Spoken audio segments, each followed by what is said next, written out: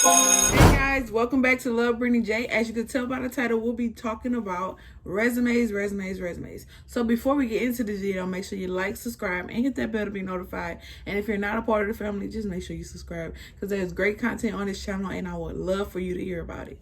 So let's get into the video. So guys, like I said, today's video is about resumes and what you need to know to make sure that whatever you're going for, whether it be a job, whether it be an internship or a co-op, you are prepared enough for yourself to go on and get that job, that job. Okay, so first tip, main thing you want to know about a resume is a way for you to bring yourself to an employer or potential employer that are looking for people that can into the table and not just you're looking for a job kind of thing. They want to see what you can do, what you've done in the past, and what possibly the job that you're applying for can you bring to the table. So with a resume, that's basically the idea that you want to show off your skills and you also want to show off what you've done in the past that can potentially help the future company that you're applying for. So with a resume, you want to make sure you have your key points, which is your name. So at the top of the resume, you want to have your name, you want to have your contact information, and you also want to have your state or wherever you're from. So I got a good tip. They say where if you're applying for a job, say in Baton Rouge, and you know that you live closer to Baton Rouge, so you want to put your address closer to Baton Rouge. So you want to have, so they can know, like, if you are willing to, if it's a local job and you're actually near the local job, they'll be more willing to offer your job since you are closer to where that job is, if that makes sense. If you do have a P.O. box and that's literally on the address, I would say put it, but if you have a physical address, put that instead because they'll be more likely to contact you. Also with that, address is important. And then also, like I said, if you have an address that's just closer to the company, put that address, make sure it's a physical address and not a P.O. box. But if that's the only address that you have, which is a P.O. box, you can put that. But if it's a physical address, I suggest that you put that one. Then also, then you'll put your phone number. Put a phone number that you know that you're gonna answer on a daily basis. Don't put anything that you know like you won't be around 24/7. So I would suggest just put your cell phone number. And if you don't have a cell phone, I don't know why, but in this day and age, some people don't have cell phone and you can use your house phone. Just make sure that if you do put that down, make sure you're around it enough to where when you do get the call to, get that job, you know what I'm saying? So make sure you put your phone number down. Then you can, and also with your email, make sure you put an email that you can check 24/7. And with that being said, like with an email, you want to check it like often, especially if you put in the application, you put your resume and you put it on your resume. You want to make sure you check it at least 2 times a day, morning and afternoon or at night, to make sure that you get the job. Well, you get those emails that you are really important. So put an email that you know that you're going to answer on a daily basis and check on a daily basis so you can answer the email if they were to send you something and follow up when you apply. And then so for the top, so review. For the top, you want to have your name, then you want to have your address and your phone number and your email. That's the top. That's all at the top of the resume. That's what you want to have: your name, email, phone number, and address. In that order. It can be a different order, but for my resume, my address, then I have my phone number, then I have my email. And with that being said, your whole resume, your font should be Times New Roman, because majority of the time when you're applying for like a internship or a co-op or a job, they want to have a page. They want to have your resume on one page. So you want to have it to where everything that you've done in the past can fit on one page that can bring you to the point where, oh, the employer wants to see more of you. So make sure that everything that you put down and everything that you have is going to be able to fit on one page for majority of the time when you're applying for internships. But others are just like your name. You want your first and last name, so it'd be your first and last name. And when you're doing that, you want to make sure that it's lined up and is at the center of your page. You want to have your name, and the highest font could be like 14 and Times New Roman. So it can stand out, but not stand out too much. You want it to stand out, but you want it to also be aligned with everything else that follows. So with that, so it'll be the top, you put your name, email, phone number, blah, blah, blah. So after that, it goes to your objective. So when you come to your objective, you want to get so precise that there's no doubt about what you're applying for or what your objective is for whatever you're applying for. So like for mine, I said to obtain a internship in the chemical engineering field. That's straight to the point. It's telling you exactly what I'm looking for, and it's telling you exactly. Or you can even say to obtain, or you can say seeking an entry-level job and blah blah blah. You can put the company name.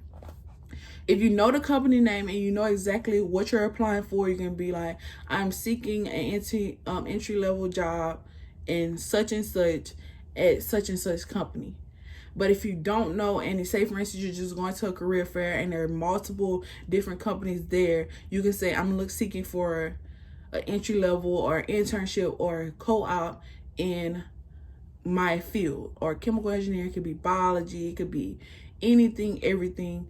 You just put that down so you'll know, so they know exactly what you're looking for and if they do have a job for you, or an entry-level job or co-op or internship, they know exactly where they can put you, kind of thing. That's basically for your objective. You want to be straight to the point, and you don't want to leave any holes into knowing it's going to be a co-op or internship or entry-level job, either of those things. And then after that, so now you have your name up top, your information that they need to know to contact you. Then they have your objective. Now they're looking for your education. So now for that one, you want to put your school name, and if it's past, so like say for instance you didn't really go to college, you went to high school, you can put that. If not, just put your latest educational background, if that makes sense. So you don't have to technically have, like, if you're been out of high school for a while, you don't have to put your high school stuff. But if that's the last thing that you've done, just put that so they'll know exactly like that's what you've done in the past. Okay. But for college in general, you know how you have to have like your GPA, your expected graduation date, and all of those important things. And for the most part, I can say this, for the most part, so say for instance, because they have this thing where if your GPA is not higher than a 3.0 or anything, they ask not to put that on your resume. And I can say this for a fact, like a lot of employers don't really look for your GPA. Like that is not a hit or miss thing. It's all about the person and how you've done all your experience that you have done in the past. So don't be discouraged if your GPA is not where you needed to be to put on your resume. Just make sure that everything else following your education is going to help you in the long run when it comes to getting that job or that internship or that co-op. So with me, I just have my university name, then I have my expected graduation date, and then I have my GPA, and then I have so you want to make sure that if you have a bachelor's in such and such, you want to put that, and then put what your degree is, and then you can put your minors, and then you can put, so education, it has its own little section. Then you put your school name, your expected graduation date, the degree that you're applying for, the degree that you're pursuing, and then also your minors, and then you can put your GPA if applicable.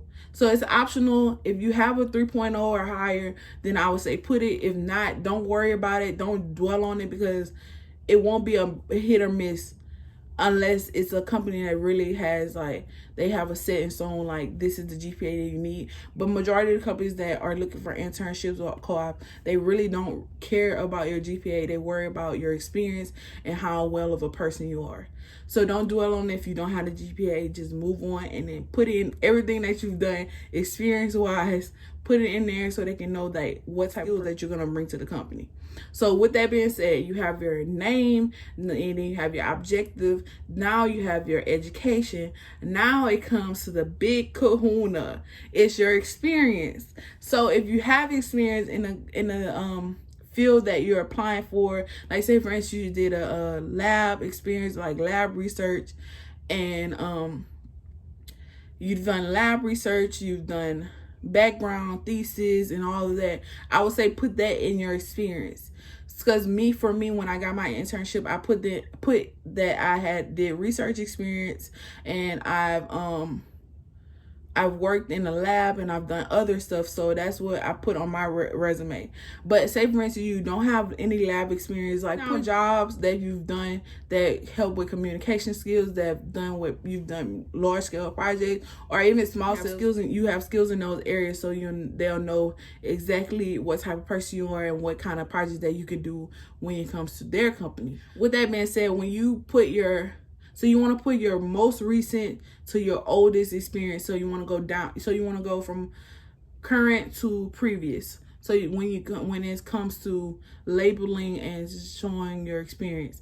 Also, with that being said, you want to have, in this area, you want to have action verbs, and you want to make sure that they understand like everything that you've done as a person when it comes to your resume. So for me, like when I said that I analyzed different stuff in the lab, or I developed different stuff in the lab. You want to make sure that you give them keywords that they can stick out to them, to where this person really has done a lot of work in this area, and they know exactly how to brand themselves when it comes to putting this stuff on a resume. You can say like, I've strategized this, I've created this, don't try to do like full sentences. It's going to be like 4 to 5 bullet points. This should show and describe what you've done in those different areas of their experience. You want to just give them a synopsis. You don't want to give them too much, but you don't want to give them too little, but you want to give them enough to where they understand exactly what you've done, how much you've brought to the table to previous experience. Then after that, so you have your name, you have your objective, then you have your education, you have your experience. Now it's time to get to the nitty gritty. Now, if you're in a group for 4 years, I'll put such and such group from 2015 to present. And if you haven't been in that group for a long, so say for instance, you just from 2015 to 2017, you just put 2015 to 2017.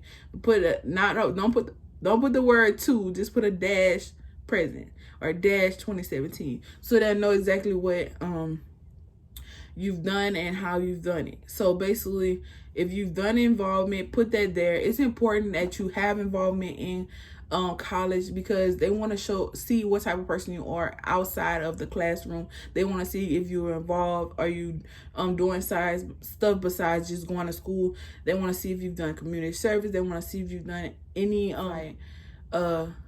like e-board positions, like exec boards for different organizations that you've been a part of, or you're just an active member, but you still be a part of the organization for years. They want to see that. They want to give everything that you've done in the past college history. They want to see that there. Also, if you don't have much involvement, but you have got awards like principal list or dean's list, they want to see that as well. So make sure you put that there. This part of the section is for you to highlight everything you've done outside of the classroom and outside of the experience that you have pertaining to the job or the internship or co-op that you're applying for. So this is to highlight you personally, all the stuff that you've done as a student, as a person. You want to put that there. You can label it as an involvement, or you can label it as achievements or awards, whatever it is to highlight you as a person. You want to put that there.